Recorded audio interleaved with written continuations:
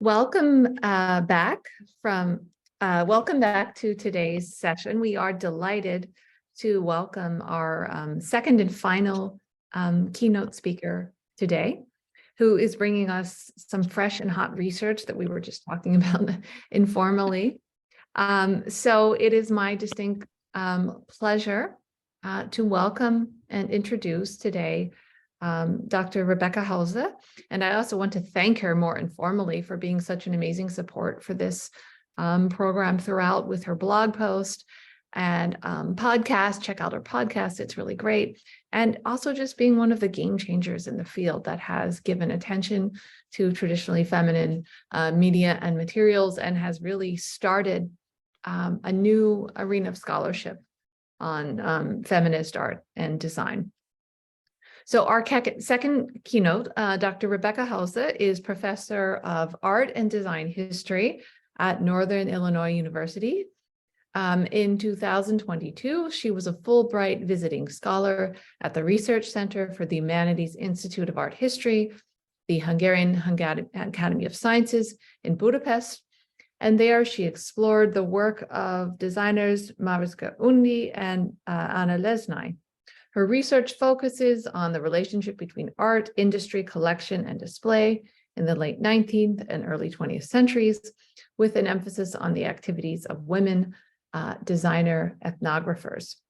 She is the author of Textiles, Fashion and Design Reform in Austria-Hungary before the First World War, Principles of Dress, and New Mythologies in Design and Culture, as well as Reading Signs and Symbols in the Visual Landscape. Her current project investigates design history and cultural heritage in the landscape and built environment of World's Fairs and national parks in Europe and North America at the turn of the 20th century. So thank you again and warmest welcome to Rebecca, and I'll leave it to you.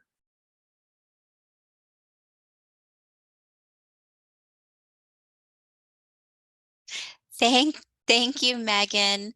Thank you, everyone, for coming too. It's really wonderful to see folks in the audience here, Yasna and Anne-Katrine. I really am glad to see everyone and have been able to hear these wonderful talks all throughout the series.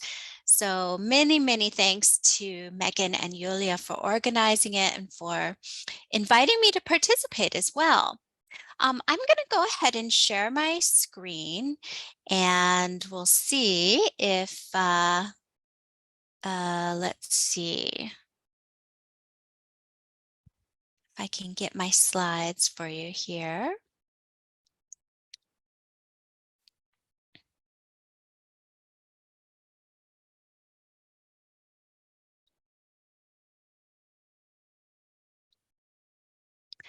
All right. Okay, so are you able to see my first slide there? Excellent. All right, I will go ahead and get started then. Yeah, so what I'd like to do today, Megan mentioned that I had been doing some research in Europe this past year. I had the good fortune to spend 4 months in Budapest, where I was able to do a little bit more research into these very interesting designers, Anna Lesznai and Mariska Undi, who I've learned little bits about over the years and had been hoping to do a kind of comparative study about their careers. There are some aspects of their work that are particularly interesting to me. Both women were very interested in ethnographic research and in incorporating traditional folk art, particularly folk embroidery, into their modern designs. So I was curious whether or not their careers may have overlapped, whether they were connected with similar circles, or just more generally, how they kind of managed throughout their careers. in Europe, in the case of Mariska Undi, who spent her life in Hungary, and in the case of Anna Lesznai in Hungary and in Vienna, and then later in New York. So to get started here, I have a couple of images of the two artists. You can see that they were contemporaries, but were born about a decade apart. And I think this accounts for almost a kind of generational difference. What I've learned about them is that they were really involved with very different artistic and intellectual groups, and their paths do not seem to have crossed very much, or even, hardly at all. So here's Mariska Undi on the left, born in 1877, and Anna Lesznai on the right, born in 1885. So in addition to kind of just sharing with you some of my research and hopefully getting a bit of your feedback as well, I'd like to raise a couple of questions that reflect on some of the presentations that we've been listening to throughout the series. The first one, and this really came up in my conversation with Julia, which is in the podcast, I wondered if my project could in fact be framed as a transatlantic encounter. So here I've got these two designers, one of whom did cross the Atlantic and live there for the sort of second half of her career, and the other who did not, but perhaps whose ideas may have crossed back and forth the Atlantic a number of times. So we'll kind of keep that in the back of our minds. Can this be a transatlantic encounter? Can it be framed that way? And then the second question is, to what extent did Vienna influence either of these artists and their careers? So what is the role of Vienna in Vienna to the world? How should we be thinking about that? Should we be thinking about artists who were trained in Vienna and kind of took their ideas across the Atlantic? Should we maybe think about the wider influence of Vienna on other artists who were working within Austria-Hungary before the First World War and who found themselves in very different political circumstances after that First World War? So role of Vienna, transatlantic encounter.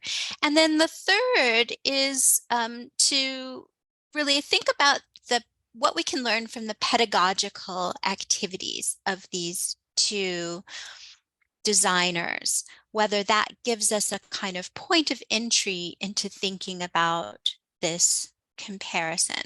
So all three of these ideas are ones that I would not have been considering had it not been for the symposium and for the really provocative questions that Julia and Megan and the speakers have been raising. Okay, so let's start with Lesznai here. Now, and this is something that came up in a couple of the previous talks, the challenges of doing research when the subject of your research has a name that changes frequently or multiple times over the course of their career. So I just have a few of Anna Lesznai's alternate names here. She was born as Amalia Moskowitz. Moskowitz was her father's name. Moskowitz von Zemplen, or Zempleni is sometimes how she is recorded. Sometimes you see the initial J as well, which I'm not totally sure, but I think may refer to the last name of her second husband, Jászai. Oskar Jászai was Anna Lesznai's second husband. And in Hungarian, you often see just when you have a married partnership, the name of the woman is sometimes obscured into her husband's name. So that suffix ne means Mrs. So that's Mrs. Oscar Yazzie. And then quite simply, she often went by Mali, which was the familiar name that her friends and family used for her. Lesznai is actually a pen name or a pseudonym which she adopted. It refers to the name of the village Lesna, which is close to where her family's summer home was located. And it was quite common for Hungarian modernists to adopt alternate names or incorporate the names of iconic or very evocative, towns and villages into their own names as a sort of signifier of authenticity and perhaps a kind of patriotism as well. So Anna Lesznai is pictured here in a number of different photographs, reading, painting, doing embroidery. She was quite an interesting individual. She was a writer, she was a poet, she was a painter, she did children's book illustration. She was very interested in embroidery as well. She was trained in Budapest, but not at the School of Applied Arts. She sort of pursued different alternate artistic training and also spent some time in Paris as well. She was very closely connected with both the literary and the artistic avant-garde in the early 20th century, as well as with different intellectual circles at that time. And, I should say also that I'm really, really grateful to Ilana Shapira for inviting me to participate in one of her wonderful symposia a couple of years ago, in which she asked if I would be interested in presenting a paper on a Hungarian woman Jewish textile artist. So this sent me down a path looking into different options, and it was my first introduction to Lesznai and her work, which is really incredible. So my first window of entry into Lesznai's work was through her embroidery design, because I've long been interested in textiles and the importance of textiles in the design reform movement in Austria-Hungary. So this on the left is an illustration of one of her embroidery designs, which was published in the Hungarian decorative art journal Magyar Iparművészet, Hungarian decorative art, which was the main journal for the Museum of Applied Art in Budapest. It's sort of like Kunst und Kunsthandwerk in Vienna, and really an important resource for documenting what was happening in the decorative arts at that time. On the right is an illustration from a children's book called The Travels of the Little Butterfly Through Lesna, so that village, which she takes her name from, and the neighboring fairy kingdoms. So it's filled with wonderful illustrations also of flowers and fruit, and you can see the little butterfly that we follow through the pages making its journey. In both examples, there's a kind of a similar aesthetic. It's very sort of joyful, colorful, bold, vibrant illustrations. And it's this aspect of her work that the avant-garde painters group Nyolchat, or the Eight, found so appealing, and why they invited Lesznai to exhibit with them early on in 1909, 1911. Here are just a few more illustrations from that same book so that you can get a sense of the colorful nature of it. This is a German publication, so her work was mostly published in Hungarian, but this example is published in German.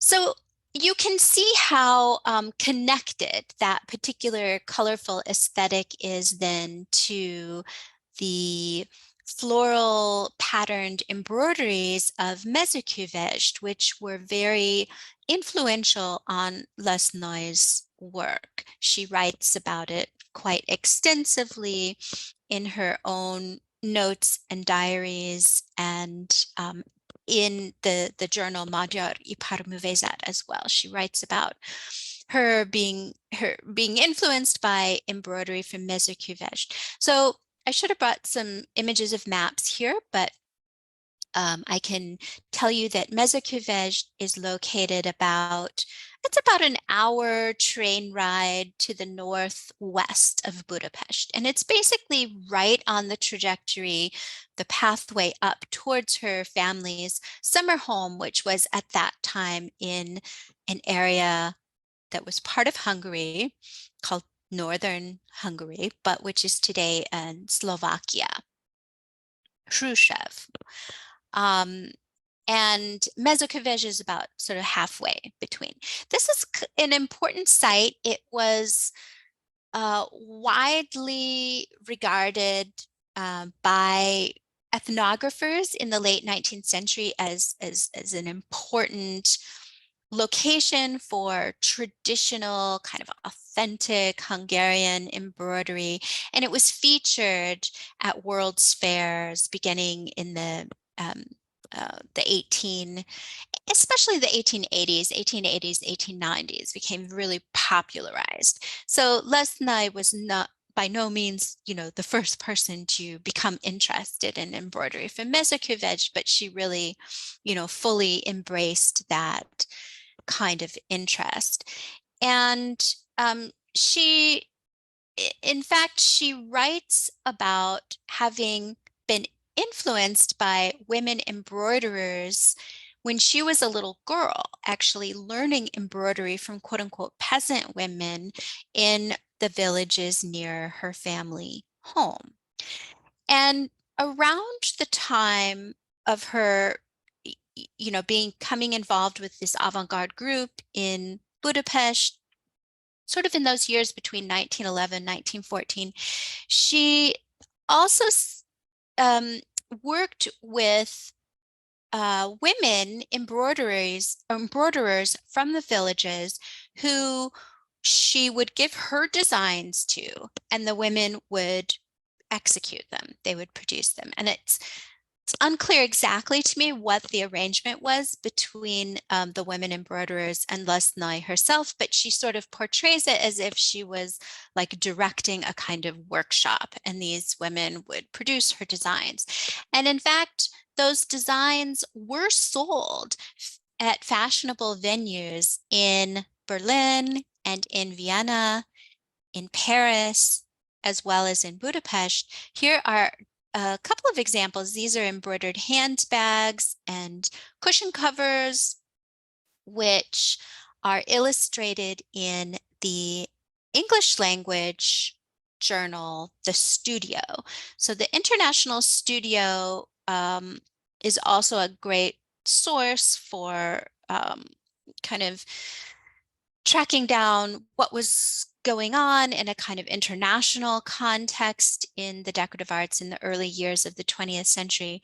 This article here that includes the work by Lesznai was written by Amelia Levitas, who was a very important art critic for the Studio, Viennese Jewish British Austrian correspondent, who really championed the work of a lot of the women designers coming out of the School of the Applied Arts in Vienna, but also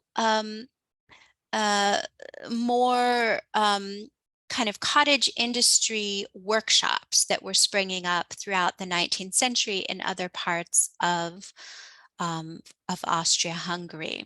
So she's an individual who I think needs a little more attention in relation to these activities that Lesznai had become involved with.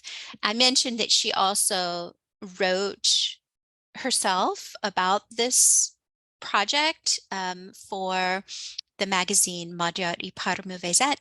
Here is her article, which is called Home Industry and Folk Art, kind of echoing the title of Alois Riegel's publication from 1894, and kind of, you know, discussing some of the same ideas about the difference between commercial folk art and traditional, you know, home industry, very richly illustrated. So I'm really glad that Ann-Katrin Rosberg is here today too, because it is because of her research and the research of her team getting ready for the big exhibition of women artists of the Vienna Werkstätte, which came out just a couple of years ago, that I learned that in fact Anna Lesznai did have at least a tangential relationship with the Vienna Werkstätte in Vienna. This is one of the this is the Modellbuch in the Vienna Werkstätte archive that records the piecework that was commissioned from Lesznai, and I believe there were 11 pillows altogether, embroidered cushions that were commissioned. So this was right around that time where they were really popular and being exhibited and sold in Berlin and Paris and Vienna. So this is maybe Viennese encounter number 1. Maybe there were some earlier ones that I'm not aware of. I mentioned that Lesznai was very closely involved with different avant-garde literary and intellectual circles. I just put this image in here to remind me to mention that again. The image on the left is the journal Nugat, which published the work of the poet Andre Adi, to which her embroidered cushion cover with that elaborate vase of flowers is dedicated. She and Adi were friends, and some of her poetry was also published in Nugat. This also has a kind of folk art-like cover that's reminiscent of that meze couvage embroidery. In terms of the intellectual circles, it's very complicated. I won't try to sort it all out for us here, but in this photograph, she's pictured with her second husband, Oscar Yazzie, with whom she had 3 children, one of whom passed away as a baby. So she had 2 children who grew up with Yazzie. They were married in 1913, I believe, and stayed married only until about 1919. So just a few years. Yazzie was a social scientist, a sociologist, political scientist who was connected with the Sunday Circle, the famous Sunday Circle in Budapest that also included the theorist György Lukács, for instance. And what happened is after the First World War, both Lesznai and Yazzie were obliged to flee Budapest for political reasons as the new political regime came in at the end of the First World War. Apparently, Lesznai had a very short stint working in which she was at least appointed to be part of the Ministry of Education in that new political administration to help develop school curricula. I'm not sure what ever happened with that, but she left for Vienna almost immediately after that. And she left with her third husband, whose name is Tibor Gergely, who she spent most of her life with, and who is very well known as a children's book illustrator, working for the Little Golden Book series. So anyhow, Lesznai and Yazzie both immigrated to Vienna. From Vienna, Yazzie went to the United States to Oberlin College, where he became a professor of sociology. And the two boys, Jurj, who you see here as a baby, and Andras, they stayed with Anna, Lesznai, and Tibor Gergely in Vienna through the 1920s until Jurj was old enough for college, and then he went to Oberlin. The family, Anna, Lesznai, Tibor, and Andras, the younger son, went back to Budapest in 1931. And when Andras was ready for college, he went to Oberlin. And then in 1939, Anna, Lesznai, and Tibor Gergely both immigrated as well. And they went to the United States, ended up settling in New York. So there is a very complex and turbulent period that was ushered in by the First World War that seems in many ways to have kind of taken Lesznai's very sort of promising early career and set it on a different trajectory. So before the war, she was doing this kind of embroidery, children's book illustration, poetry, very involved with these sort of avant-garde painters.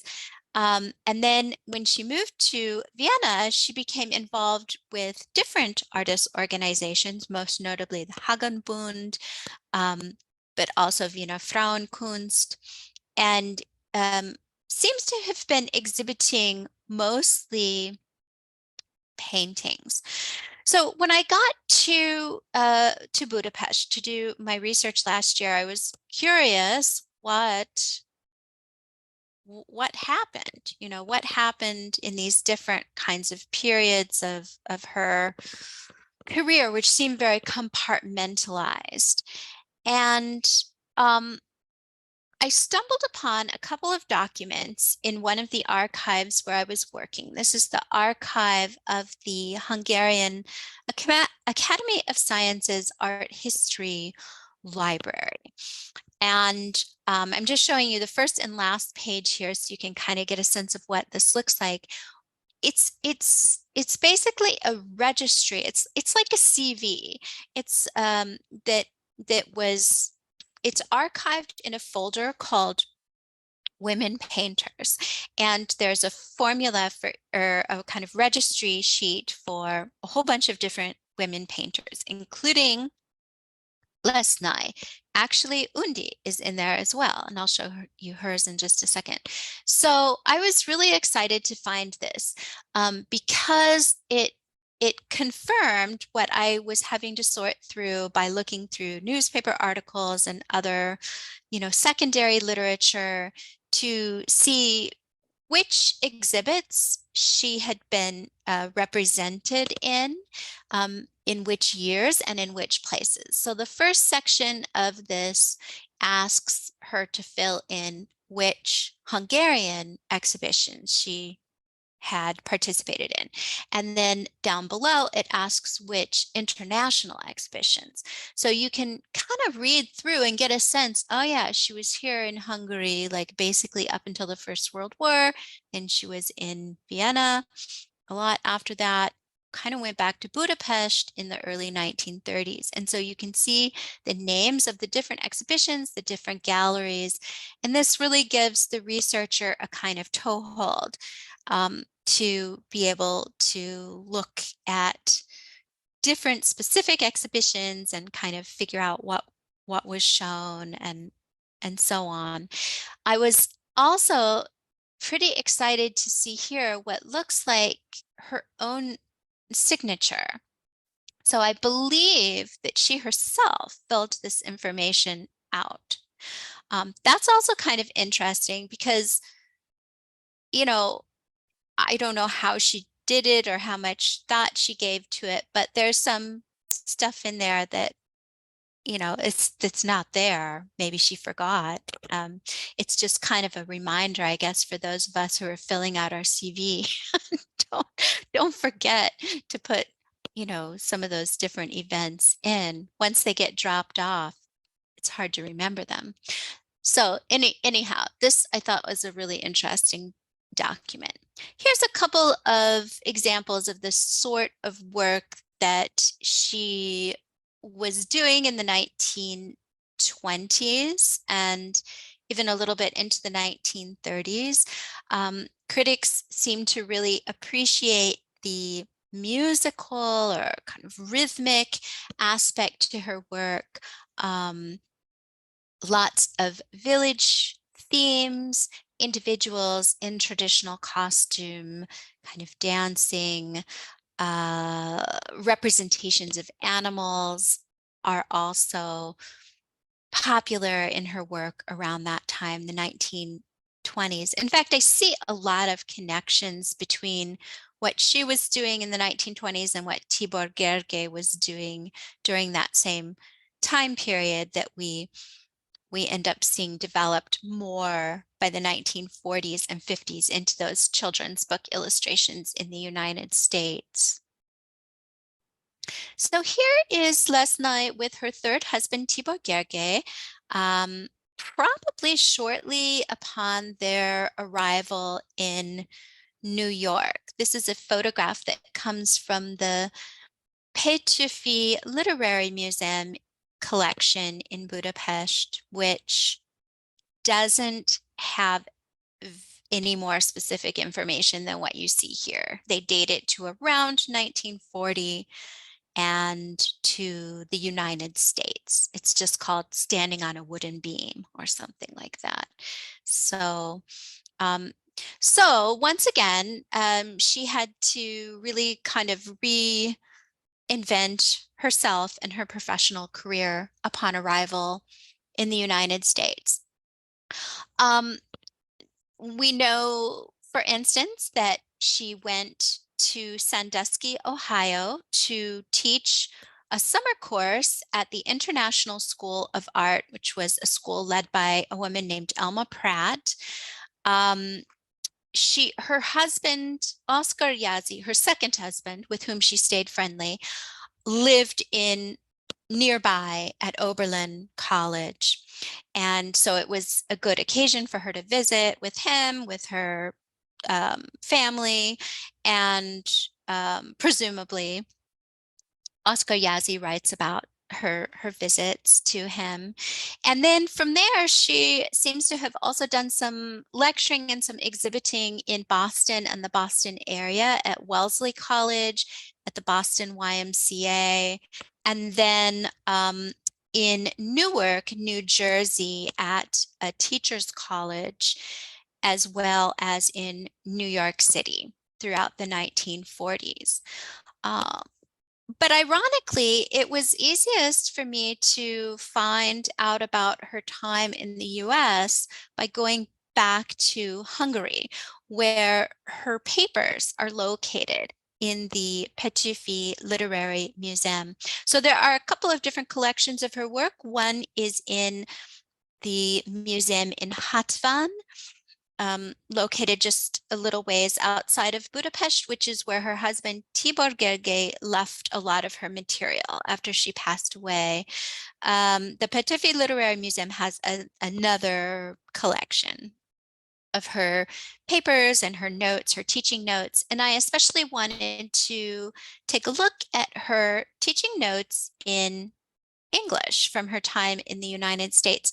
So these are just a couple of little snippets from that. The Petőfi Museum is a little bit more particular about photographing. So I don't have a lot of photographs, and these are just study photographs. They're not publishable photographs. So, but I think they're wonderful because you can see her handwriting and you can see the kind of sketches that she's doing.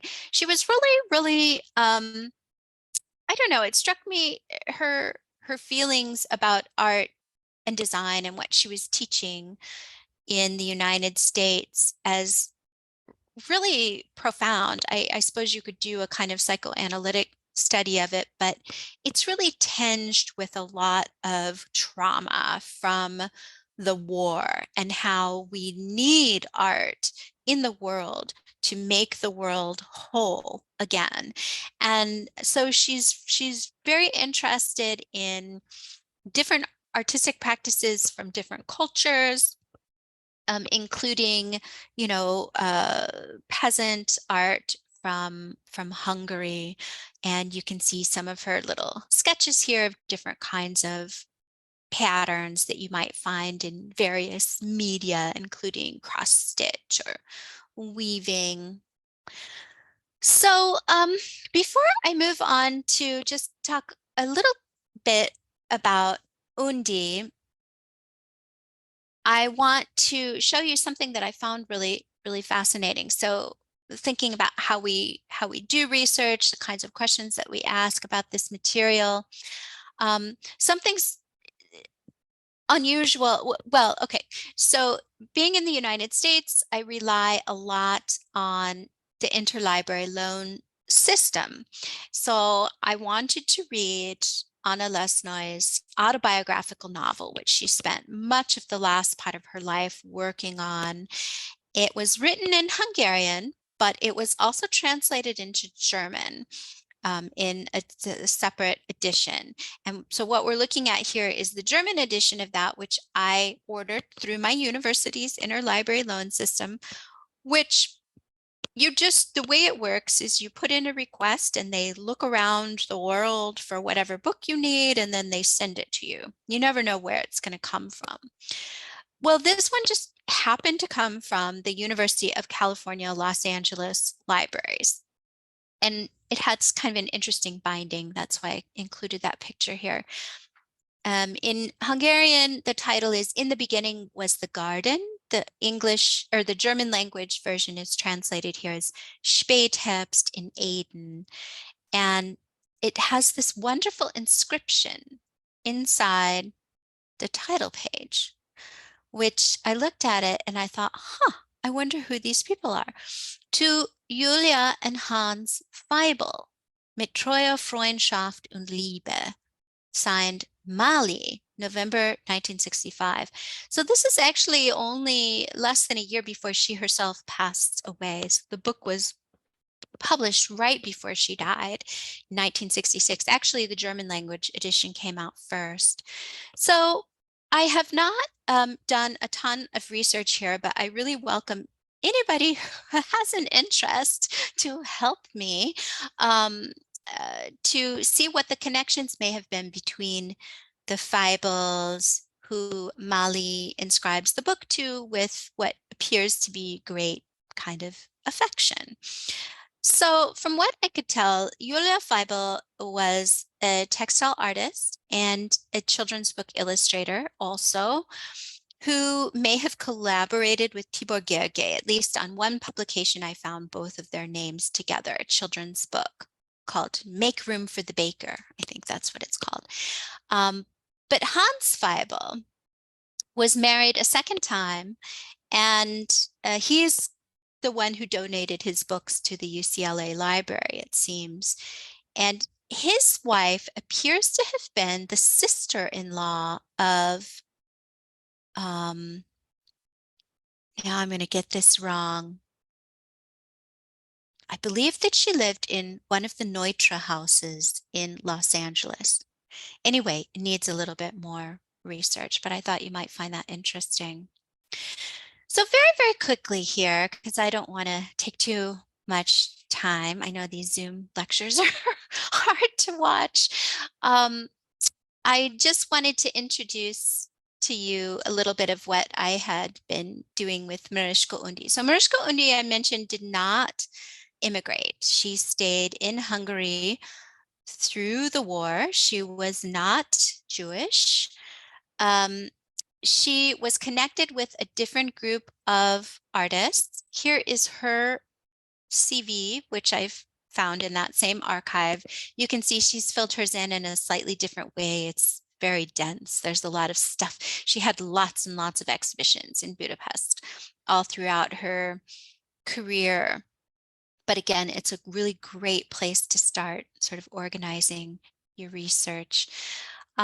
I first knew of her through her work with the Gödeli Artist Colony, which some of you may be familiar with. This was a sort of progressive arts and crafts inspired artist colony outside of Budapest who produced furnishings and interior designs and woven carpets and all sorts of things.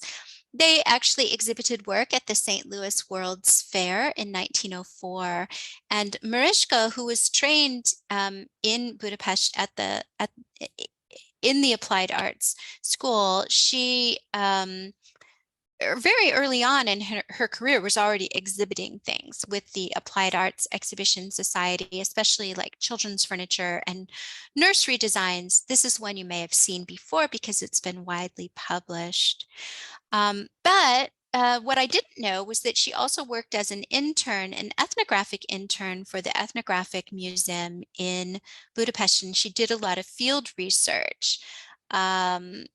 These are some sketches of stove tiles from the region Kalotazeg, which many of the artists were very fond of in Transylvania at that time, in present-day Romania. She really wanted to continue working in this capacity at the museum, but it's hard to say why for certain. She seems to have been denied that option to continue because of a disability. She had an injured leg, which made it difficult, I guess, for her to get around. And the curators at the museum said, well, it will be too hard for you to do that, to go out and do that kind of research. So she didn't. She actually, formed her own studio and ended up working very successfully in Budapest, doing lots of different kinds of things, also working as a teacher. This is the St. Louis World's Fair exhibit that the Gödeli artists put together. And here she is with some of her sisters in traditional costume from Kelotazeg. So really literally embodying this identity of the quote unquote peasant woman villager. While she was connected with the Gödeli colony, she also worked on another ethnographic project, very famous one called A Magyar Népművészet, Art of the Hungarian People. It's a 5-volume work edited by Dezső Malonyi that includes a lot of work by different artists who were connected with the Gödeli artist colony. So she continued doing that kind of ethnographic research. It's really important to point out that there's, the different types of embroidery associated with different particular geographical regions within Hungary all have different identities, and there seems to have been a lot of effort spent cataloging those differences. And for Undi, the reason she was especially interested in doing this was as a form of cultural preservation, historic preservation after the second after the First World War, and then again after the Second World War, the boundaries, geographical boundaries around Hungary really shifted dramatically, and a lot of those, particularly special areas that were so important in the early 20th century were no longer part of Hungary. And for her, it was important that school children, students who were studying the applied arts, learn those old traditions and keep them alive. She also thought modern art would be really invigorated by this practice. So what you're looking at here are some samples of embroideries that she herself collected. And these are a part of the collection at the Town Museum in Gödeli, which has a whole bunch of her stuff that was donated by her niece, Flora Undi, long after Undi had passed away. The curator there, Cecile Naj, showed me this embroidered band here and suggested that it might be the same one which we see in the photograph here as part of the dress that she designed for herself. I'm not sure it's exactly the same one, but it's quite similar. So lots of boxes, boxes and boxes and boxes of embroidered samples, also sketches, paintings that she did. One of her big projects was a multi-volume work called Magyar Kincseslada, Hungarian Embroidery Treasure Box. I spent a lot of time looking at this while I was over there because it's hard to get your hands on in the United States. And it's organized sort of as a series of pamphlets, which have a little overview of different geographical areas within Hungary that have specialized embroidery patterns. And it includes short summaries in English and in German, so it was clearly intended for an international audience. So here's maybe a transatlantic connection through these sorts of publications. They're really incredible. This one here represents the region of Toroko, also in present-day Romania. And a second publication called Hungarian Fancy Needlework and Weaving, which actually includes some illustrations of her commercial design as well. So these sorts of embroidered patterns were designed to be produced, for commercially for things like trim, ribbons, and such. But maybe the most exciting thing I saw, which I'll conclude with here, was her guest book, her studio guest book. I also spent a lot of time trying to figure out where in the city these women lived and spent their time.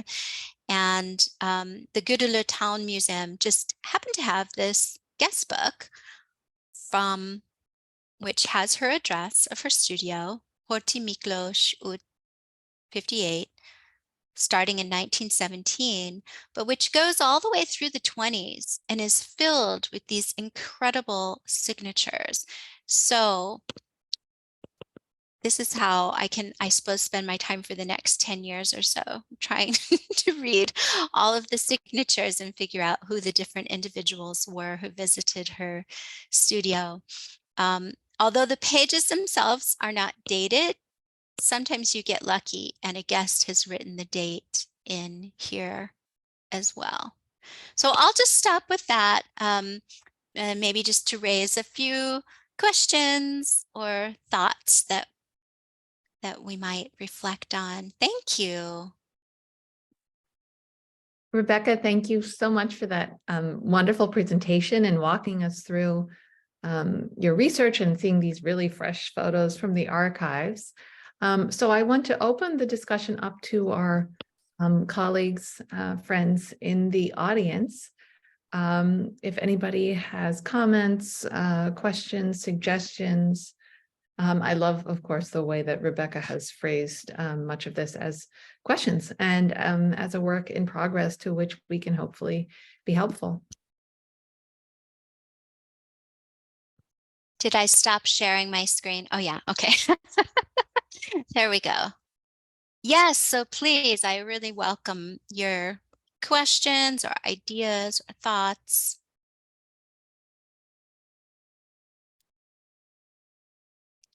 Hi, Wanda here.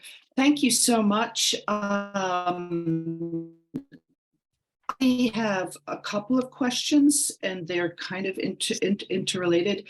So with Lesznai, I was interested by one of, I think it was a page with a series of photos of the embroidery, and it said the design was by Lesznai and it was embroidered by peasant women. And I was just curious if, if this was a means of empowering these peasant women with some sort of financial remuneration, or was it simply exploitation, or because they actually were very good and quick and efficient at the embroidery?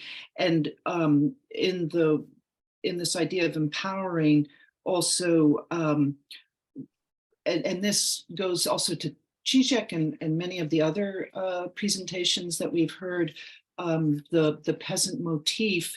And I was just wondering if this also might have been a sense of anti industrial, machine made, you know, kind of going to the craft. And this has probably been discussed in some of the previous conversations. And then a little bit, you know, we look forward to the 1930s and it gets a little creepy about sort of pro peasant. So I just wondered if there was any, if that is at all pertinent. And then lastly, the quote that you said about Lesznai saying, "We need art to make the world whole again." And that was something that I rethought when I talked about Zizek and children's art, and just the need after, you know, war, inflation, pandemic, all these cataclysmic events, and migration and forced, you know, being a refugee and so forth, that art has this, you know, ability to revive and restore us. I thought that was just a wonderful quote and very helpful. But back to the empowering peasant women, I think that was my most crucial question. Thank you. Yeah, thank you, Wanda. That's a really wonderful question. That's my question as well. And I've been trying to sort of sort through the politics of this whole thing. And, you know, to be honest, I'm just not really sure. I have some ideas about how this played out both in Lesznai's work and in Undi's work a little bit differently, and also differently kind of in different historical time periods. I think that when Lesznai was working with the embroidery in the 1910s, it was pretty common among modernists to be appropriating exotic, you know, primitive art of one sort or another as a progressive statement, not necessarily about empowering the peasants per se, but about being kind of anti-establishment, or, you know, posing a critique of industry or government, or so I think there's a way in which you can see it from that kind of politically progressive point of view.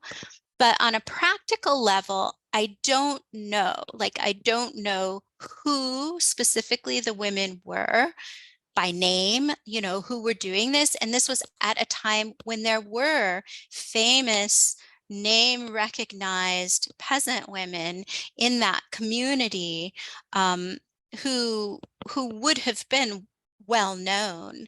Bori Kishyanko is one name that comes up, and she's actually, you know, that town, Mezőkövesd, is a UNESCO World Heritage Site today.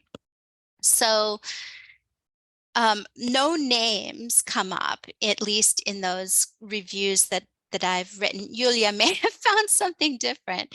But also I don't know how much, or if anything, the women were paid in order to make these things. I could find out, or I was able to determine at least how much Anna Lesznai was paid by the Wiener Werkstätte to produce those objects. So, which is data which is in those Modellbücher, which are in the Wiener Werkstätte archive. But I don't know, and I don't know where to find out that information about payment to really get to the bottom of that. The politicization of the peasant in the 1930s is obviously a lot more problematic. And I was sort of nervous doing this research about Undi, and I felt like I was kind of like sort of sneaking around, almost finding out secrets about her family that I might not want to find out. And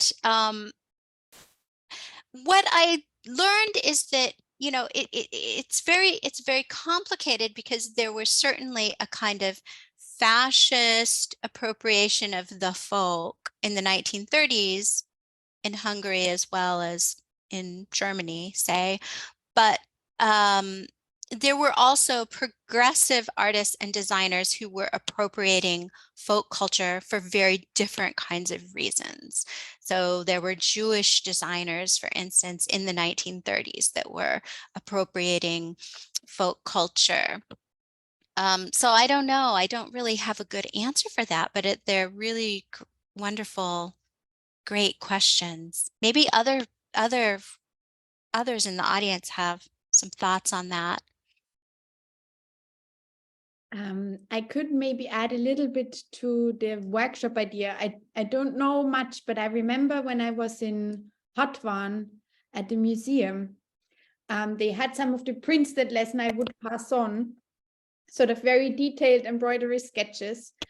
And I think it was someone at the museum who told me that the way the workshops were organized, but this is all sort of orally passed on information, was that she hired a woman with higher education who also had embroidery skills, and she would sort of direct the women from the village. And as I understand it, it was women who were working on the fields, and then I suppose they would complete the embroidery work during the winter months. And in her later writing, and of course, I think that probably Lesznai reframes this quite a lot because she was also quite a skilled writer. But it seems like she presents it as she gave the women an opportunity to earn money because many of the men were away. Because by the time, of course, this whole area was Slovakia after Czechoslovakia. And the area where Khrushchev was, Lesznai was, many men would emigrate to the United States. And so many women were alone managing different estates. So she does present it as a kind of way of helping women to get extra work. And just a nice anecdote, in Hauze, Lesznai's embroideries were rediscovered somehow connected to the museum. And there is an embroidery circle now who they don't exclusively make Lesznai's design, but that plays a big role in the group. So it's a group of older women who meet once a week, I think. And they're very proud of this sort of Lesznai heritage. That's wonderful. Yes, so they may know. Maybe, maybe there's more to find out in that oral history vein, just talking to people there. Yeah. Yeah, those sorts of cottage industry projects were really popular in the late 19th century, started by like aristocratic ladies who would want to help out, the peasant women by giving them, lace work or other sorts of things to do. So both to preserve that tradition, but also presumably to help out these impoverished communities. I think that effort has been sort of criticized as well.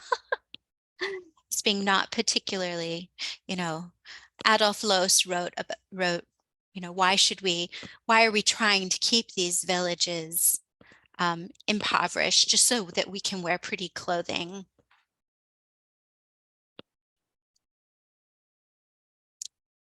Jasna.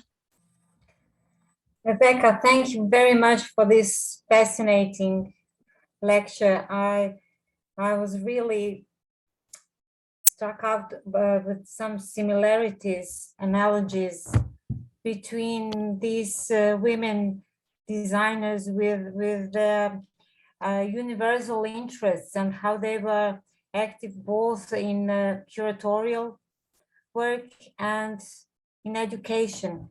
And within, especially with this span from design activities and curatorial work in museums and also in education. Could you perhaps tell a little bit more about how these aspects were connected? Whether there was kind of continuity from the beginning of their professional careers to the maturities, let's say from turn of the century to the 30s, because I have been doing some research about women designers that were also active during these 3 decades, and they left through many transformations in their identities, both as they went to do the, especially with Jewish identities. This was very complex and complicated and controversial, because they could not gain the space for their professional work later on in Croatia, rather with becoming totalitarian regime.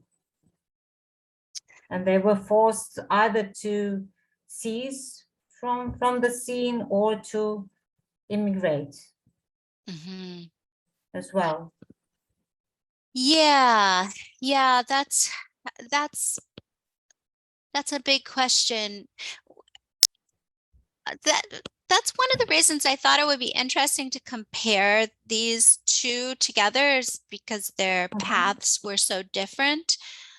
For Lesznai, there definitely were those kinds of shifts in her career trajectory. I think each time she moved, even though she had a great career going in Vienna with a lot of exhibitions and sort of artist organizations that she was connected to, I think when she then came back to Budapest, that didn't automatically translate. I think she had to establish a kind of another network of galleries and that were supporting her.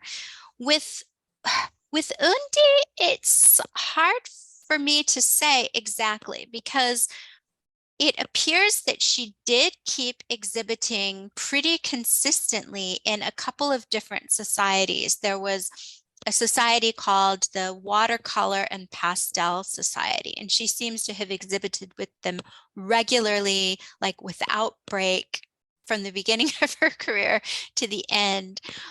But this really kind of active early career with the furniture design and the weavings and her connections with the Gödeli colony seems to have shifted when the Gödeli colony ended. So that ended in the early 20s, 1920 or so.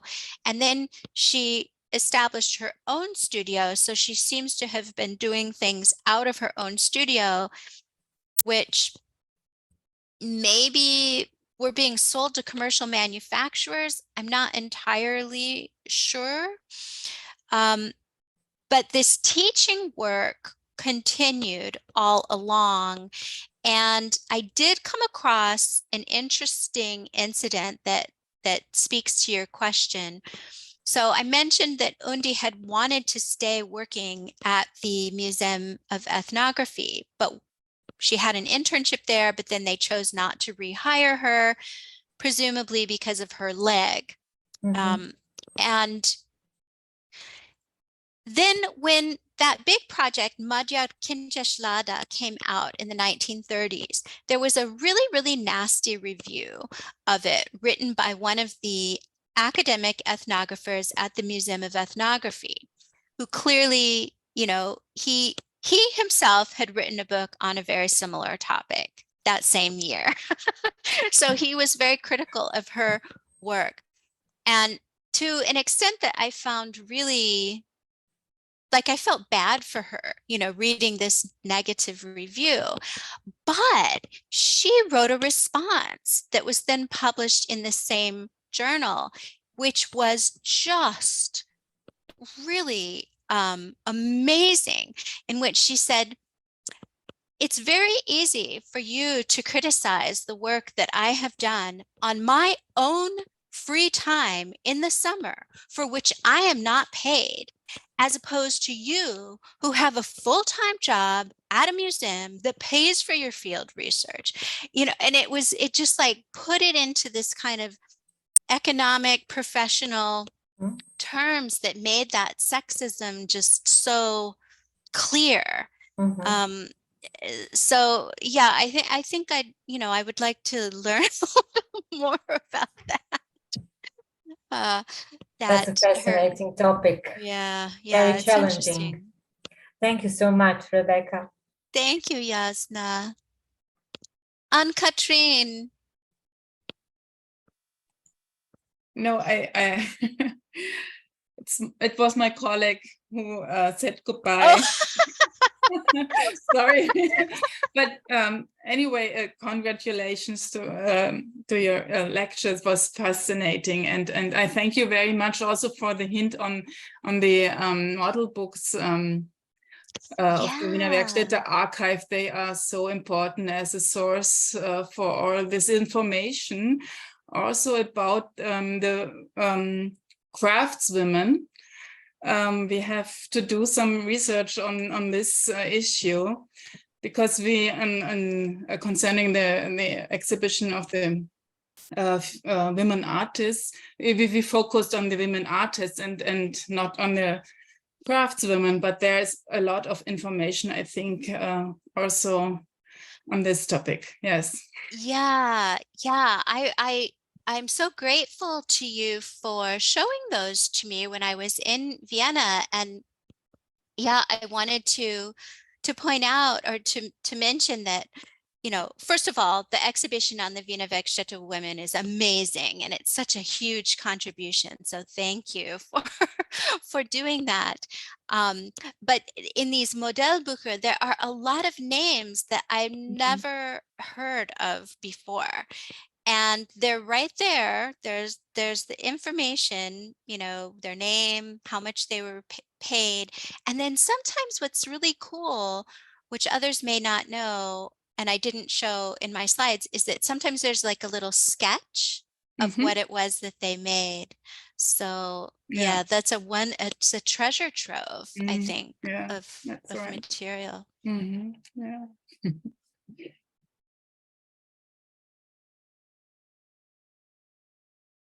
Can I ask you a couple more questions? The first one is maybe focusing more on the comparison in terms of how Lesznai and Undi dealt with embroidery and sort of ethnographic research, because the sense that I got from the comparison was that whereas Lesznai applied this much freer, and so she sort of borrowed different, in relation to embroidery, different patterns, and then she would recombine her own and then try to disseminate that as in sort of a very, in a more controlled way. Undi was more interested in the idea of preservation. Would that be right? Yeah, that sounds right to me. With Undi, it really seemed like with those published projects that she did, the Magyar Kincseslada, and then the other one, the fancy needlework and weaving, she really was specifically documenting and making sketches from objects that either she collected or that she researched in museum collections in other parts of Hungary. So so some of those books actually include some photographs as well. So there will be like a photograph of a piece of embroidery and then the diagram of it and her explanation of what kind of stitches were used to make it, like in enlarged detail. With less, but I would also say that aesthetic of the folk art did also influence Mariska Undi's own aesthetic of her own design for interiors and other kinds of decoration, which wasn't copied specifically, but it was more kind of like inspired by.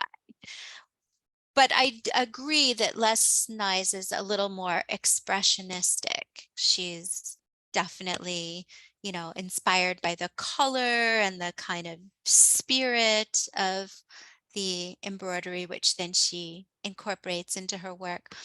I just don't know very much about what specifically she was doing. You know, especially when she got to New York, there are the scholars that have written about her have mentioned that she was interested in South American and Native North American textiles. And I really would like to find out a little bit more about that, if there was anyone in particular that she was working with or museum collections that she was looking at. But from her notes, I get the feeling that she subscribed to this idea that there's a kind of, that we all have some sort of inherent, you know, artistic spirit that just needs to be like unleashed. So she teaches, you know, different methods for doing that in her lesson plans. Thank you. And the second question is maybe a more general one. And it reminded me of when we did the podcast, we were talking about languages and the challenges that we face as researchers of looking at those women artists who work in very different language contexts. But when you showed the material with Lesznai, and especially in the Hungarian Academy of Sciences, I noticed that the questionnaire, of course, was in Hungarian, but then she would always write Wien. And you have all this sort of, something was published first in Vienna and I suppose in German, but I suppose she was also writing in German. So I wonder, what is the role of the different languages that those artists use? Because with Lesznai, it seems quite obvious. I don't know about Undi, but it's this whole, it's not just only working with different cultures, but also working with different languages in different contexts. What's the role of that? Yeah, interesting. I have noticed something peculiar with Lesznai. That inscription that I showed you, for instance, I think she sometimes combined languages together in an odd kind of mishmash.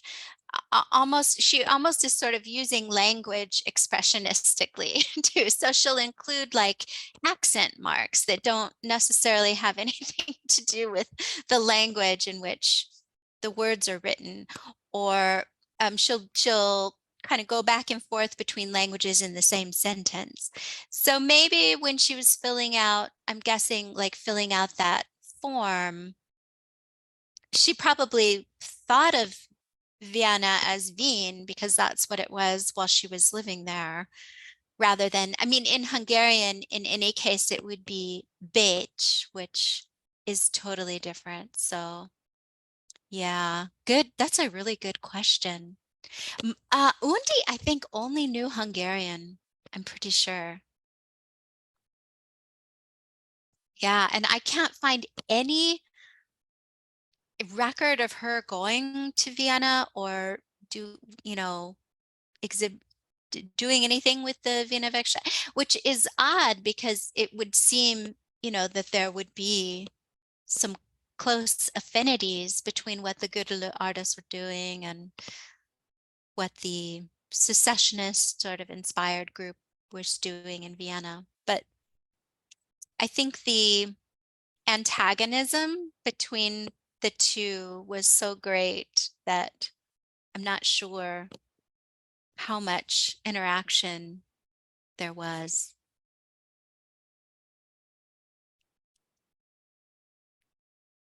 Thank you.